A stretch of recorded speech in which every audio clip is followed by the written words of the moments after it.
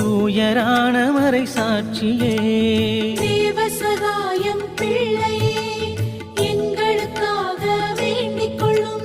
பாரதத்தின் முதல் வேத சாட்சியாய் பேரு கொண்ட மறை சாட்சியே, தேவசகாயம் பிள்ளையே, எங்களுக்காக வேண்டிக் கொள்ளும். அஞ்ஞானத்திலும் மெய்ஞானத்திலும் தேர்ந்து தெளிந்த மறை சாட்சியே, தேவசகாயம் பிள்ளையே, எங்களுக்காக வேண்டிக் கொள்ளும்.